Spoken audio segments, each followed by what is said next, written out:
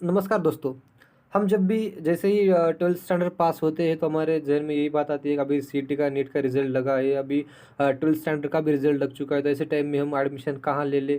क्योंकि कभी-कभी क्या होता है, एक्सपेक्टेड मार्क्स हमारे ज़्यादा रहते हैं लेकिन उस टाइम ज़्यादा मार्क्स मिलते नहीं है। तो ऐसे टाइम में एक टेंशन जैसी बात वहाँ पर प्रोड्यूस होती है, क्रिएट होती है। ऐसे टाइम में सबसे अच्छा और सस्ते में और कम मार्क्स में हम कौन-सा कोर्स करेंगे, इसके बारे में हम सब सर्च करने को लगते हैं, ढूँढने को लगते हैं। तो ऐसे टाइम में मैं आपको ऐसे एक नर्सिंग ऐसा करियर है जो जिसके बारे में आपको मैं आज बताने वाला हूँ।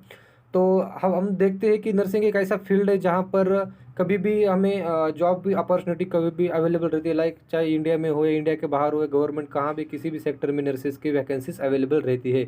कभी भी हम कौन से भी हॉस्पिटल में जाएँ, क्लिनिक छोटे क्लिनिक में जाएँ, डेंटल में जाएँ, कहाँ भी जाएँ, लेकिन नर्सेज़ की वैल्यू कम नहीं है, कभी भी हम जॉब वहाँ पर आपको मिल सकता है।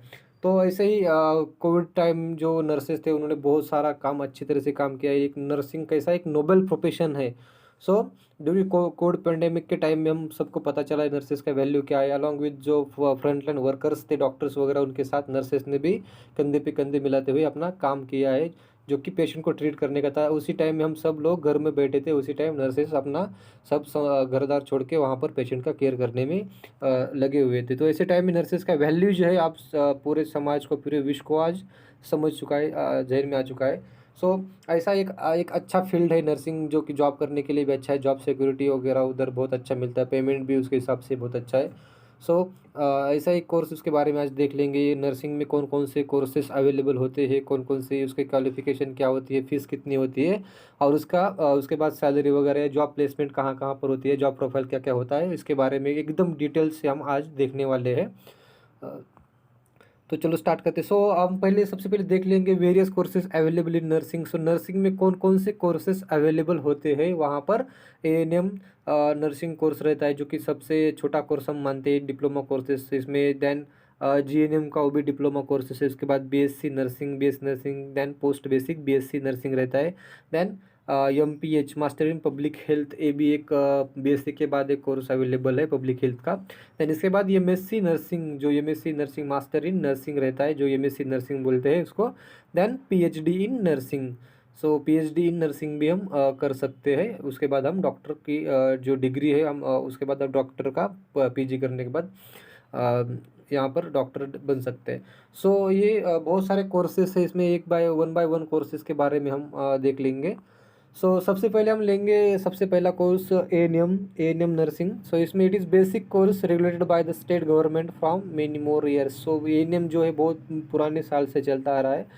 सो एएनएम कोर्स की एलिजिबिलिटी क्या होती है, इसमें 10+2 हम 10वीं के बाद पहले हम 10वीं के बाद एएनएम कर सकते थे, लेकिन अभी जो थोड़ा फिलहाल क्राइटेरिया थोड़ा सा चेंज हो चुका है, क्योंकि बेसिक एजुकेशन तो अब 12वीं तक रहता है। तो 10+2 रहता है। इसके बाद आर्ट साइंस कौन सा भी फील्ड रहता है तो हम ये एएनएम कर सकते हैं। इस एएनएम में सिर्फ लेडीज़ को ही एडमिशन रहता है, जो जेंट्स है, जो स्टूडेंट मेल स्टूडेंट है, बॉयज़ है, उनको एएनएम में अलाउड नहीं रहता है। सो एएनएम में सिर्फ लेडीज़ के लिए रहता है। 10+2 आर्ट एंड साइंस के बाद हम कर सकते हैं।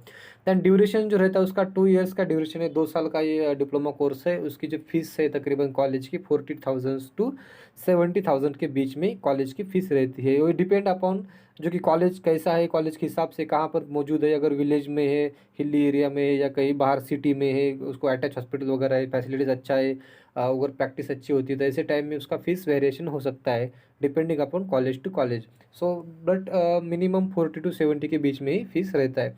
दैन जॉब वैकेंसीज एएनएम करने के बाद जॉब कहाँ-कहाँ मिलती है, इसमें गवर्नमेंट प्राइवेट सेक्टर में जॉब मिल सकता है।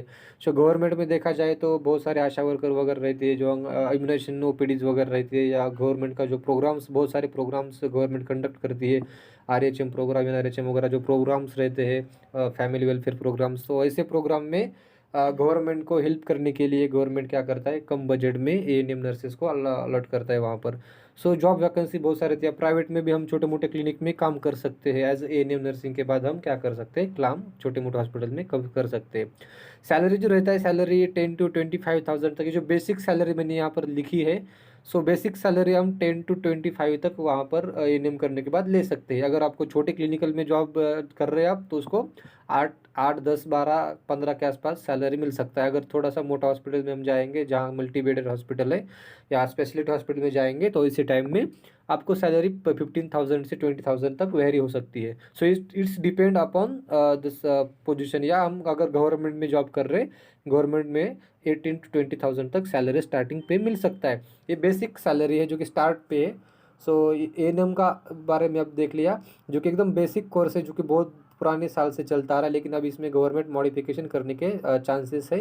ये जो एएनएम कोर्स है वो वर्ल्ड वाइड अप्रूव्ड नहीं है। सो इसको सिर्फ इंडिया में आजकल चलता है, लेकिन उसको भी गवर्नमेंट उसको क्लोज करने का प्लान चल रहा है। सो एएनएम के बाद जो आता है दूसरा आता है जीएनएम कोर्स। जीएनएम थोड़ा सा डिप्लोमा कोर्सेस है। सो जीएनएम भी बहुत सारे लोग आजकल भी जीएनएम करते हैं, लेकिन जीएनएम का भी कुछ दिन में गवर्नमेंट प्लान कर रहा है कि जीएनएम भी एक बीएससी नर्सिंग या डिग्री कोर्स में कन्वर्ट करने का, जो जीएनएम कॉलेजेस उसको कन्वर्ट करने का प्लान चल रहा है, तो देखते हैं। सो ये आगे हो जाएगा, लेकिन फिलहाल तो उसकी एलिजिबिलिटी और ड्यूरेशन वगैरह हम देख लेंगे। सो एलिजिबिलिटी क्राइटेरिया जो रहता है उसका 10+2, यानी कि 12 के बाद साइंस पीसीबी ग्रुप चाहिए उसको। सो जीएनएम करने के लिए हमें PCB physics chemistry and biology का ग्रुप चाहिए, और उसको एलिजिबिलिटी 10+2 चाहिए। 12 के बाद ही हम उसको कर सकते हैं जीएनएम को। देन ड्यूरेशन जो है कोर्स का 3 to 3.5 ईयर्स ड्यूरेशन है, यानी कि 3 साल का हम क्या करेंगे, बेसिक एकेडमिक स्टडी करेंगे, और उसके बाद 1.5 ईयर का या आधा 6 मंथ का हम क्या करते हैं, उसमें इंटर्नशिप करते हैं, तो उसको 3.5 साल तक ये चलता है। सो उसके बाद फीस हम देखिए तो 50,000 to 1,10,000 तक वहाँ पर सब फीस, यहाँ पर इंक्लूडिंग डेवलपमेंट वगैरह फीस जा सकती है। हमने बेसिक फीस स्ट्रक्चर बताया है, जो कि ये डिपेंड्स अपॉन द हॉस्पिटल या क्लिनिकल फैसिलिटी अवेलेबिलिटी, या टीचिंग फैसिलिटी कैसी है, कॉलेज कैसा है, उसके हिसाब से उसका फीस कम ज़्यादा होता रहता है। देन उसका जॉब प्रोफाइल क्या हो सकता है, जीएनएम करने के बाद हम क्या कहाँ कहाँ जॉब मिल सकता है हमें। जॉब प्रोफाइल में ओपीडी में हम जॉब कर सकते हैं, या वार्ड आईसीयू ओटी में हम ओटी में कर सकते हैं, या टीचिंग साइड को भी हम जा सकते हैं। सो जीएनएम एक थोड़ा सा बहुत दिन से चलता आ रहा है, इसे भी बहुत पुराना कोर्स है। बहुत सारे जो हम आजकल गवर्नमेंट में स्टाफ देखते हैं, जो कि डीएम या डीएचएस में डीएचएस पे लगे वाले जो स्टाफ है, या किसी भी छोटे मोटे हॉस्पिटल में प्राइमरी सब सेंटर में काम कर रहे हो, बहुत सारे मैक्सिमम स्टाफ तो जीएनएम वाले रहते हैं, जो कि बहुत पुराने साल से चलता आ रहा है। तो पुराना आजकल बीएससी का थोड़ा सा स्टाफ बढ़ रहा है। सो जीएनएम का जो है जॉब प्रोफाइल, इसमें ओपीडी में हम काम कर सकते हैं, बड़े बड़े हॉस्पिटल में अगर स्पेशलिटी में जाए तो। आजकल क्या होता है, बहुत सारे जो एनएबीएच हॉस्पिटल्स है वहाँ पर जीएनएम को अलाउड नहीं करता है, स्टाफ को नहीं लेता है। अगर एक्सपीरियंस नहीं है, फ्रेशर है, तो जीएनएम को लेते नहीं। अगर एक्सपीरियंस है 2 4 5 साल का है तो तभी, अगर एज पर रिक्वायरमेंट हिसाब से हम क्या करते हैं, जीएनएम को स्टाफ को लेते हैं। सो जीएनएम किया तो ओपीडी में या वार्ड में हम काम कर सकते हैं, या आईसीयू में काम कर सकते हैं, या ओटी में, कहाँ पर भी हम क्या कर सकते हैं, काम कर सकते हैं। और उसके बाद जो पेमेंट मिलने वाला है, इसमें सैलरी 15 to 40,000 के आसपास हमें बेसिक सैलरी मिलता है। ये मैंने जस्ट बेसिक फ्रेशर के लिए सैलरी बताया है, जो कि 15,000 से स्टार्ट होता है।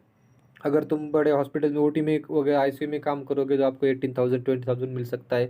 या उसके बाद किसी गवर्नमेंट को आप डीएचएस को वगैरह, या किसी एग्ज़ाम दे के गवर्नमेंट को लग जाते हो, या किसी गवर्नमेंट की स्कीम में अंडर उधर कॉन्ट्रैक्ट बेस पे ज्वाइन होते हैं, तो आपको सैलरी डिपेंड अपॉन वो क्या कैसा कॉन्ट्रैक्ट है उसके हिसाब से 30-40,000 तक भी मिल सकता है। ये बेसिक सैलरी पर मंथ मैंने लिखी है, सैलरी में भी चेंजेस हो सकती है।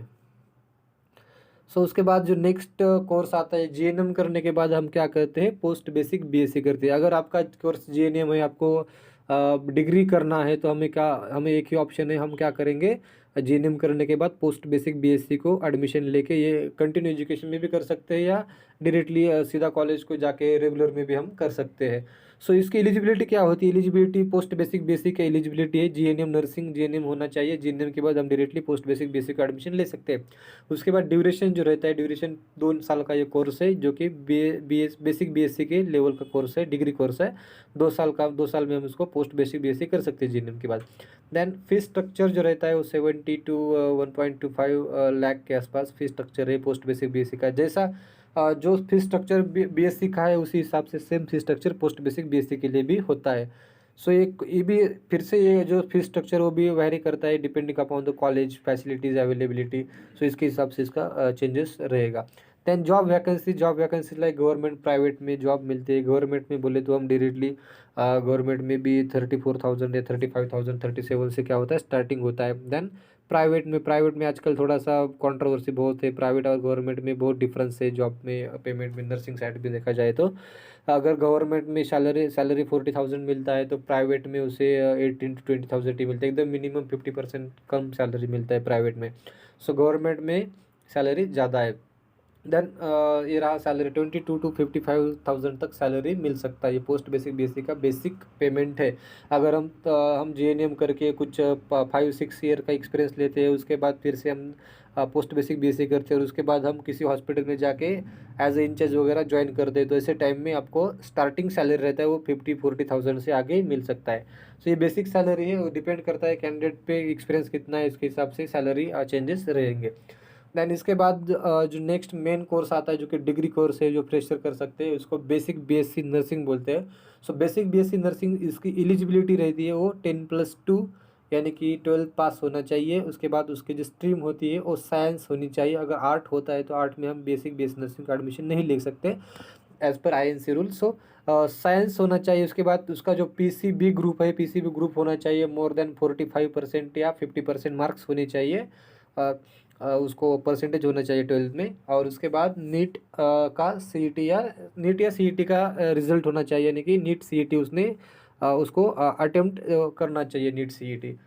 तो उसके बाद हम बेसिक बीएससी नर्सिंग का एडमिशन ले सकते हैं। उसमें भी हम, अगर आपको गवर्नमेंट के राउंड थ्रू लगना है तो हमें नीट के राउंड थ्रू अलॉटेड कॉलेज में हमें एडमिशन लेना पड़ेगा। अगर हमें सीधा मैनेजमेंट से जाके एडमिशन लेना है तो फुल फीस पेड करके हमें क्या करना है, डायरेक्टली एडमिशन भी ले सकते हैं। सो उसका ड्यूरेशन रहता है बेसिक बीएससी नर्सिंग का, वो 4 साल का ड्यूरेशन है। 4 साल में 3.5 ईयर का हमें जो एकेडमिक्स रहता है, और जो आधा 6 मंथ रहता है, 6 मंथ में हमें इंटर्नशिप का पोस्टिंग रहता है। तो 6 मंथ में हमें इंटर्नशिप में हम बहुत सारे जो डिफरेंट डिफरेंट एरियाज़ है उसके हिसाब से हमारा पोस्टिंग अलॉट किया जाती है। इसमें आईसीयू में हम 15 डेज, सीसीयू में 15 डेज, या एज पर hospital availability of the department in hospital, particular hospital क्या होता है, ये पोस्टिंग अलॉट की जाती है। सो यहाँ पर 6 मंथ में इंटर्नशिप रहता है। देन जो ड्यूरेशन ये तो 4 साल का है। उसके बाद फीस जो रहती है तो इट्स वेरी, आजकल फ़ीस थोड़ी ज़्यादा बढ़ गई है कोर्स, क्योंकि वैल्यू जितना ज़्यादा बढ़ेगी उतनी ज़्यादा डिमांड बढ़ेगा, उतनी ज़्यादा फीस बढ़ती है। सो उसकी फ़ीस 80 टू 1,25,000 तक ये बेसिक फ़ीस चल रही है। ये डिपेंड्स अपॉन कॉलेज कहाँ पर। अगर हम महाराष्ट्र की बात की है तो महाराष्ट्र में अगर पुणे है तो पुणे में क्या है, थोड़ा फीस ज़्यादा है। तो उसमें पुणे में बेसिक फ़ीस 1,10,000 से स्टार्ट हो रहा है, या 1 लाख से स्टार्ट होता है बहुत सारे कॉलेज में। अगर हम विलेज एरिया में जाएंगे थोड़ा महाराष्ट्र में, तो उस टाइम में क्या होता है, उधर क्या होता है, थोड़ा सा फीस कम है, एक 85-80,000 या 65-70,000 भी फीस रह सकता है। सो इसके हिसाब से depending upon the college structure कैसा है, क्या है, कॉलेज पॉपुलरिटी कैसी है, उसके हिसाब से उसका भी फीस रहता है। देन सैलरी, अगर सैलरी की बात की जाए तो सैलरी बीएससी नर्सिंग वाले कोर्स को बहुत सारा सैलरी है। उसके बाद सैलरी, हम अगर प्राइवेट में काम करते हैं तो हमें स्टार्टिंग सैलरी 20-25 या 30 से स्टार्ट होता है, 27 से स्टार्ट होता है। अगर हम अगर गवर्नमेंट को लगता है तो गवर्नमेंट को लगने के बाद हमारे बहुत सारे अपॉर्चुनिटीज़ गवर्नमेंट में हमें रहती है। गवर्नमेंट को लगने के बाद सैलरी जो है वो डायरेक्टली 35 से 40,000 से स्टार्ट होती है। उसमें भी डिपेंड अपॉन, अगर सेंट्रल गवर्नमेंट को लगता है तो ज़्यादा सैलरी मिलती है।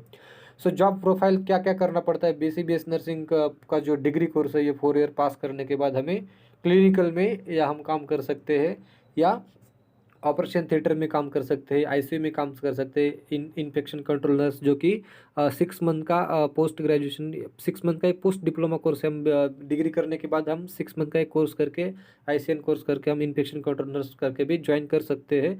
उसके बाद शिफ्ट इंचार्ज भी हमें मिल सकती है पोस्ट, अगर हमें एक्सपीरियंस है 2-4-5-6 साल का एक्सपीरियंस है, मोर देन 5 ईयर्स। सो उस time according to the hospital से सेटअप कैसा है, हॉस्पिटल कितना बड़ा है, कैसा है, वो एनएबीएच है या नॉर्मल है, तो उसके हिसाब से शिफ्ट इंचार्ज का भी या इंचार्ज का भी पोस्ट मिल सकता है। सो वैकेंसी कैसी रहती है, अगर बीएससी नर्सिंग करने के बाद क्या क्या वैकेंसी रहती है, लाइक एम्स में भी हम से, जो कि सेंट्रल गवर्नमेंट का एम्स रहता है, जोधपुर, नागपुर वगैरह है, ये बहुत सारे, भुवनेश्वर है, तो यहाँ पर दिल्ली में है, तो बहुत सारे जगह पे एम्स है। तो यहाँ पर एम्स में भी हम जॉब कर सकते हैं। अगर एम्स में नंबर लगता है तो हमारा जो स्टार्टिंग नॉर्सेट देने के एग्ज़ाम देने के बाद जो कि स्टार्टिंग पेमेंट है वो 75 टू 78 से स्टार्टिंग बेसिक पेमेंट होता है, उसके उसके हिसाब से पेमेंट बाद में बढ़ जाता है।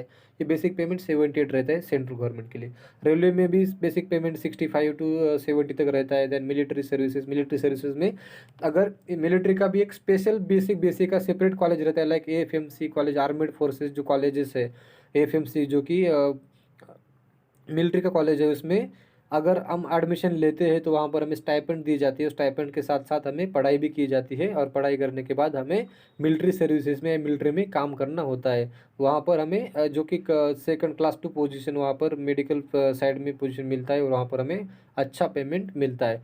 देन CHO वगैरह जो कि ये भी जॉब वैकेंसी अवेलेबल है, लाइक CHO अभी कम्युनिटी हेल्थ ऑफिसर जो कि डॉक्टर की पदवी है। 6 मंथ हम 1 ईयर के लिए, 6 मंथ टू 1 ईयर के लिए हम क्या करते हैं, उसके बाद थोड़ा सा ट्रेनिंग लेते हैं। ट्रेनिंग लेने के बाद हम CHO डॉक्टर बनते हैं। डॉक्टर बनने के बाद जो प्राइमरी सब सेंटर्स वगैरह होते हैं वहाँ पर विलेज साइड में हम क्या करते हैं, वहाँ पर एज अ डॉक्टर बोल के भी हम काम कर सकते हैं या काम करते हैं।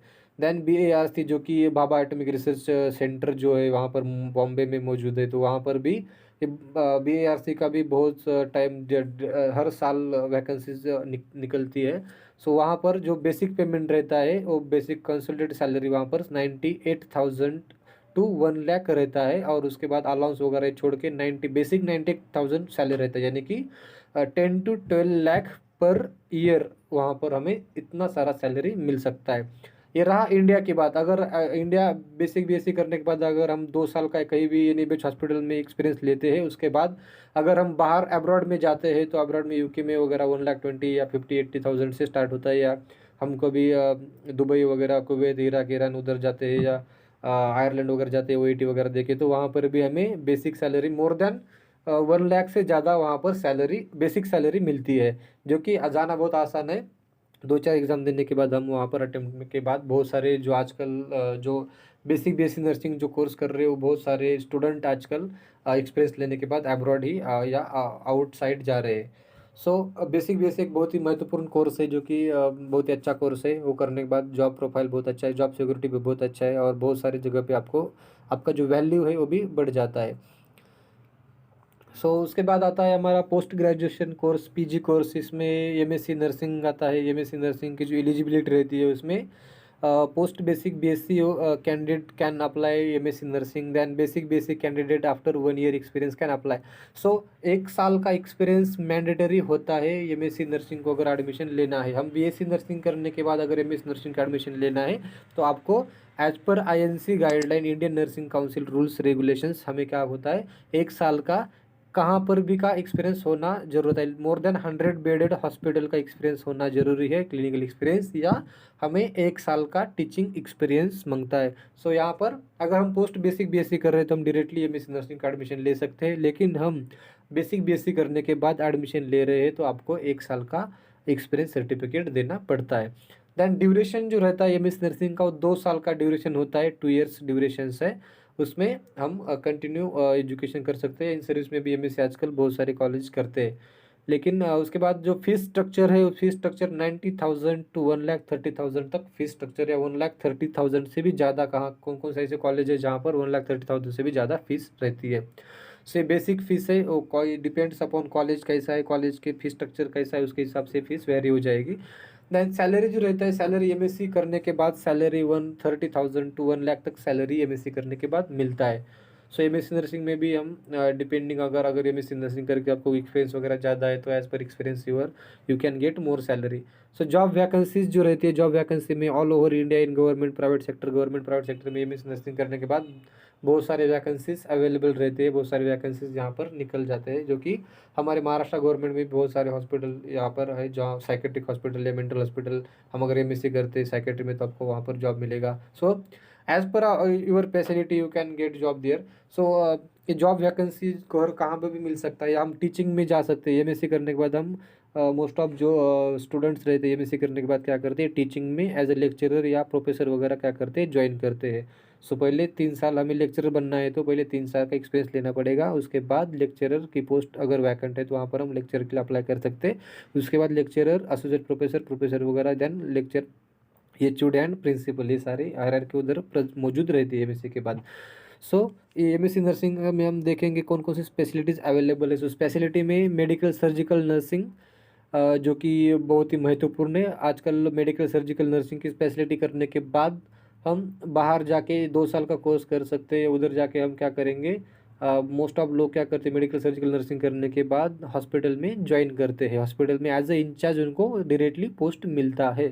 सो मेडिकल सर्जिकल नर्सिंग करके मोस्ट ऑफ लोग टीचिंग साइड में जाते हैं या कोई बेड साइड में भी जाते हैं। Then child health nursing. So child health nursing एक पीडियाट्रिक नर्सिंग हम जिसे बोलते हैं। तो पीडियाट्रिक नर्सिंग है चाइल्ड हेल्थ नर्सिंग, जो शिशुओं का हम ध्यान रखते हैं, उसको हम चाइल्ड पीडियाट्रिशियन बोलते हैं। तो वहाँ पर जो छोटे नन्हे बच्चों का जो हॉस्पिटल रहता है, वहाँ पर हम चाइल्ड हेल्थ नर्सिंग में एज अ इंचार्ज या नर्स हम ज्वाइन कर सकते हैं, जो कि ज़्यादा पेमेंट मिल सकता है। देन या हम टीचिंग के लिए भी स्कूल कॉलेजेस में, हम नर्सिंग कॉलेजेस में हम as a child health teacher करके ज्वाइन कर सकते हैं। Then obstetrician on gynaecology, OBGY nursing बोलते हैं। तो ओबीजीवाई में भी ये स्पेशलिटी हम कर सकते हैं। उसके बाद मेंटल हेल्थ नर्सिंग, जो साइकेट्री हम नर्सिंग बोलते हैं, साइकेट्री नर्सिंग, जो कि ये भी एक अच्छी ब्रांच है, अच्छी स्पेशलिटी है, जिसको बहुत सारे आजकल जो स्टूडेंट्स है वो भी साइकेट्रिक नर्सिंग की तरफ ज़्यादा उनका अट्रैक्शन है। सो मेंटल हेल्थ नर्सिंग के बाद जो पीएचडी बीएचडी हम करते हैं, कुछ कुछ ऐसा स्पेशल कोई डिप्लोमा कोर्स या सर्टिफिकेट कोर्स रहते हैं, उसके बाद में हम क्या कर सकते हैं, एज अ काउंसलर या फिलोसोफर वगैरह या मोटिवेशनल स्पीकर वगैरह हम क्या कर सकते, जॉब कर सकते हैं। Then community health nursing, community health nursing रहती है तो हम कम्युनिटी हेल्थ सेटिंग में बहुत पीएचएन पर जो गवर्नमेंट है, और गवर्नमेंट के बहुत सारे सर्विसेज स्कीम्स आते हैं, वेलफेयर प्रोग्राम्स आते हैं, वैसे टाइम में गवर्नमेंट क्या करती है, कम्युनिटी हेल्थ पब्लिक जो नर्सेस है उनको स्पेशल अलॉट वहाँ पर करती है, स्पेशल वहाँ पर जॉब रहते हैं, गवर्नमेंट में बहुत सारे जॉब रहते हैं। या एमपीएससी यूपीएससी थ्रू भी क्या होता है, उनका सिलेक्शन किया जाता है एमपीएससी थ्रू भी। सो ये रहा specialities available after MSc nursing, in MSc nursing. So हम जो लास्ट एंड मोस्ट वैल्यूएबल देखेंगे, PhD in nursing. So nursing PhD, हम नर्सिंग, आपका अगर सपना होता है हमें डॉक्टर बनना है, अगर डॉक्टर कुछ ज़्यादा मार्क्स नहीं आते लेकिन डॉक्टर्स नहीं बन पाते, ऐसे टाइम में अगर आपको सपना पूरा करना है तो आप नर्सिंग करके भी डॉक्टर बन सकते हैं, जो कि आपको पीएचडी करना पड़ेगा। सो पीएचडी का जो एलिजिबिलिटी वगैरह रहती है, क्या रहता है, एज पर आईएनसी रेगुलेशन, जो कि इंटरनेशनल काउंसिल ऑफ नर्सिंग है, उनके हिसाब से आपको 2 साल का एक्सपीरियंस आफ्टर एमएससी होना ज़रूरी होता है। लेकिन आजकल ये जो ऐसे कुछ यूनिवर्सिटीज़ है जो कि ये रूल्स रेगुलेशन को फॉलो ज़्यादा नहीं करती है, ऐसे एडमिशन देती है, लेकिन आपको अगर अच्छी तरह से ठीक ठाक पीएचडी करना है तो आपको आईएनसी के रूल्स को ही फॉलो करना पड़ेगा। ऐसे कॉलेज में एडमिशन ले ले जहाँ पर आईएनसी रूल्स फॉलो तो होते हैं, जहाँ पर 2 साल का एक्सपीरियंस आपको करना पड़ता है एमएससी नर्सिंग के बाद। उसके बाद ही हम पीएचडी के लिए अप्लाई कर सकते हैं। और वंस एक बार आपको पीएचडी के लिए सीट मिलता है तो इसके बाद हम, उसका जो ड्यूरेशन है 3 to 5 ईयर्स, ये ड्यूरेशन रहता है। 3 to 5 ईयर्स क्यों रहता है, क्योंकि डिपेंडिंग अपॉन रिसर्च, अगर आपका रिसर्च जल्दी हो गया तो हम 3 साल में भी कंप्लीट कर लेंगे। अगर हम इरेगुलर करेंगे, डेली ठीक से नहीं करेंगे, ज़्यादा रिसर्च में तकलीफ आ जाएगी या रिसर्च ठीक से नहीं हो पाएगा, तो ऐसे टाइम में आपको 5 साल भी लग सकते हैं या उससे ज़्यादा भी लग सकते हैं। अगर अपना यूनिवर्सिटी स्ट्रिक्ट है, पेपर वगैरह हार्ड निकलता है, रिसर्च में आपको रिसर्च थोड़ा सा हार्ड जा रहा है, तो ऐसे टाइम में आपको मोर देन 5 ईयर्स भी पीएचडी करने के लिए लग सकते हैं। सो फीस स्ट्रक्चर जो रहता है उसका 50,000 to 2 लाख तक फीस रहता है, या कभी कभी ऐसे कुछ यूनिवर्सिटीज है जहाँ पर आपको स्कॉलरशिप वगैरह भी मिल सकती है, फ्री में भी हो सकता है, लेकिन ये it's varies depend upon the universities and colleges. So उसके बाद सैलरी जो है, सैलरी में हम 40,000 to 1,20,000 तक बेसिक सैलरी मिल सकता है पीएचडी करने के बाद, क्योंकि अगर आप पीएचडी करते हो तो आपको ऑलरेडी एक्सपीरियंस रहता है, तो इसके हिसाब से एक्सपीरियंस के हिसाब से आपको क्या होता है, सैलरी मिलता है। अगर हम पीएचडी करने के बाद अगर पीएचडी किया, डॉक्टरेट का आपको पद भी मिल गया, तो उसके बाद हम क्या करते हैं, डॉक्टर का पद मिलने के बाद हम एज अ कॉलेज में प्रिंसिपल भी हम ज्वाइन कर सकते हैं। बहुत सारे बीएससी नर्सिंग एमएससी नर्सिंग के कॉलेजेस है जहाँ पर हम एज अ प्रिंसिपल हम क्या कर सकते हैं, जॉब कर सकते हैं। सो ये रहा पीएचडी नर्सिंग। और अदर इसके बाद दूसरे भी कोई कोर्सेस, छोटे मोटे कोर्सेस अवेलेबल है, like MPH, master in public health nursing. Master in public health nursing एक बीएससी नर्सिंग के बाद या डिग्री कोर्स के बाद किया जाने वाला कोर्स है। एमपीएच हम इसे बोलते हैं, पब्लिक हेल्थ नर्सिंग है, जो कि पब्लिक, ये लाइक कम्युनिटी हेल्थ नर्सिंग जैसा ही रहता है, लेकिन एमपीएच जो कि गवर्नमेंट स्कीम्स वगैरह होती है, गवर्नमेंट जो फैसिलिटीज़ हॉस्पिटल्स रहते हैं, उसी हॉस्पिटल में उनको जॉब मिलता है पब्लिक हेल्थ नर्स में। सो देन इसके बाद diploma in mental health nursing, diploma in mental nursing GNM करने के बाद एक 6 मंथ का एक कोर्स चल रहा था बीच बीच में मेंटल हेल्थ नर्सिंग का भी। वो अ, ये इसमें हम मेंटल हेल्थ नर्सिंग में हम डिप्लोमा भी कर सकते हैं उसके बाद। तो ये आज अब हमने देखा, तो आज हमने नर्सिंग के बारे में देख लिया, ये नर्सिंग कोर्स क्या होता है, उसकी एलिजिबिलिटी, बहुत सारे कोर्सेज कौन कौन से अवेलेबल है इसमें, एएनएम है, जीएनएम है, post basic BSc nursing, BSc nursing, MSc nursing and PhD nursing, ये बहुत सारे कोर्सेज अवेलेबल होते हैं। हम कहाँ भी जाके कौन सा भी कोर्स कर सकते हैं, उसकी अकॉर्डिंग टू एलिजिबिलिटी। आपको अगर नीट वगैरह दिया है तो हम बीएससी नर्सिंग वगैरह कर सकते हैं। सो ये नर्सिंग एक ऐसा है, एक अच्छा, आपको अगर जॉब करना है, आपको अगर कुछ ज़िंदगी में करना है, कुछ अच्छा मार्क्स नहीं मिला है, कम मार्क्स मिला है, डॉक्टर का सपना है लेकिन डॉक्टर नहीं हो पाया है, आपके पास टाइम भी नहीं है, पैसे का भी थोड़ा सा प्रॉब्लम चल रहा था, ऐसे टाइम में आपको अगर छोटा मोटा कोर्स कम टाइम में कंप्लीट करना है तो आप नर्सिंग की तरफ आ सकते हैं। अगर आपको दूसरे की केयर करना आता है या करने की इच्छा होती है, किसी को हेल्प करना है, तो नर्सिंग में आओ। आप डेफिनेटली अच्छा वहाँ पर कर सकोगे, और उसके बाद जॉब हमको अच्छा मिलेगा, पेमेंट भी अच्छा मिलता है। सो ये वीडियो अच्छा लगा तो प्लीज़ लाइक करो, शेयर करो एंड सब्सक्राइब करो।